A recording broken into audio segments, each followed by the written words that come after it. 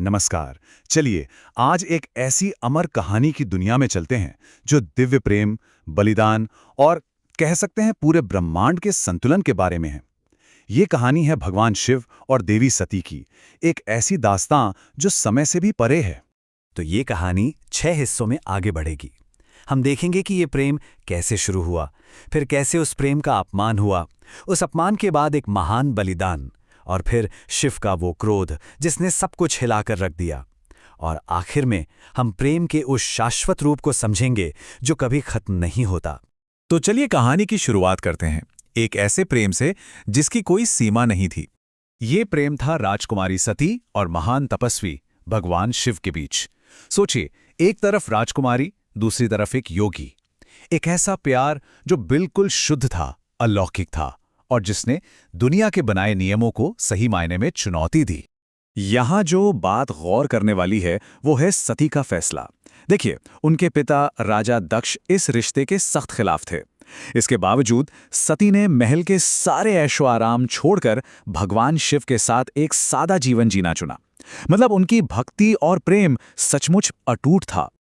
पर जहां इतना गहरा प्रेम होना, वहां चुनौतियां भी अक्सर उतनी ही बड़ी होती हैं। और इस कहानी में तनाव तब आता है जब राजा दक्ष का अहंकार, उनका घमंड, उनकी समझ पर हावी हो जाता है। मतलब राजा दक्ष का इरादा बिल्कुल साफ था।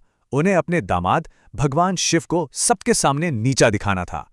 और इसके लिए उन्होंने एक बहुत बड़े, एक भव्य यज्ञ की योजना बनाई, जिसकी चर्चा हर तरफ होने लगी। और यहां पर सबसे बड़ी बात यह थी कि ये कोई अनजाने में हुई भूल नहीं थी। नहीं, ये एक जानबूझकर किया गया अपमान था। उस महान सभा में बस सती और शिव को ही नहीं बुलाया गया था।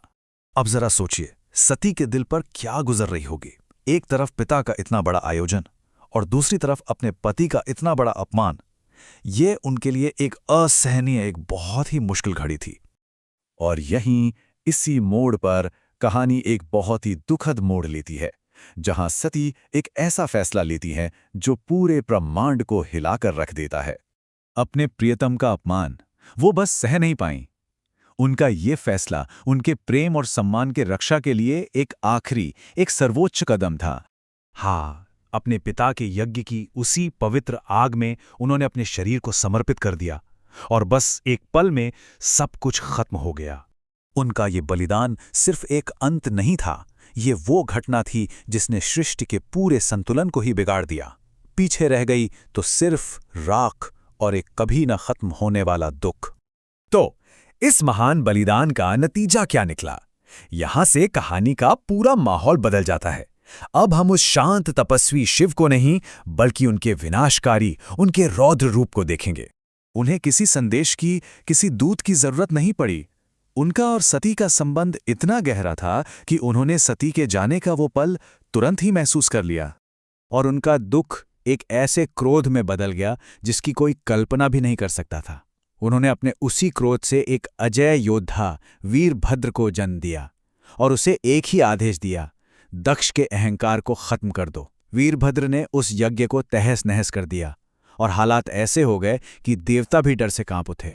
क्रोध शांत हुआ तो दुख की एक ऐसी लहर आई जिसका कोई अंत नहीं था। शिव अपनी प्रिय सती के शरीर को उठाए हुए बिना किसी दिशा के बस पूरे ब्रह्मांड में भटकने लगे। उनका दुख इतना गहरा था, इतना गहरा कि पूरी सृष्टि का संतुलन बिगड़ने लगा था। अब इस बिगड़ते हुए संतुलन को ठीक करने के लिए एक दिव्य शक्ति का हस्तक्षेप जरूरी हो गया था। हाँ, शिव को उनके दुख से बाहर निकालने और सृष्टि को बचाने के लिए भगवान विष्णु को आगे आना पड़ा। उन्होंने अपने सुदर्शन चक्र का इस्तेमाल किया, जो कि एक जरूरी और करुणा से भरा हुआ कदम था। तो हुआ ये कि विष्णु के सुदर्शन चक्र ने सती के शरीर को कई हिस्सों में बांट दिया, और धरती पर ये हिस्से जहां जहां भी गिरे वो स्थान पवित्र शक्तिपीठ बन गए। आज भी ये जगहें देवी की ऊर्जा के बहुत बड़े केंद्र माने जाते हैं, जहां करोड़ों भक्त पूजा करने जाते हैं। जब सती का शरीर पूरी तरह से विलीन हो गया, तब शिव सब कुछ छोड़कर अनंत ध्यान में चले गए, और उनके साथ मानो पूरा ब्रह्मांड शोक में डूब गया। हर तरफ एक अजीब सी शांति छा गई। लेकिन ये कहानी का अंत नहीं है। सच तो ये है कि अब हम इस कथा के सबसे खूबसूरत और उम्मीद भरे हिस्से की तरफ बढ़ रहे हैं। ये इस कहानी का सबसे शानदार पहलू है कि सच्चा प्यार कभी मरता नहीं है। सती ने फिर से जन्म लिया, इस बार पर्वतराज हिमालय की बेटी पार्वती के रूप में। पार्वती ने बहुत ही कठोर तपस्या की और अपनी अटूट भक्ति से एक बार फिर से भगवान शिव का दिल जीत लिया। और जब उन दोनों शाश्वत प्रेमियों का दोबारा मिलन हुआ तो सिर्फ स्वर्ग में ही नहीं, पूरे ब्रह्मांड में खुशियां मनाई गई और संतुलन एक बार फिर से स्थापित हो गया।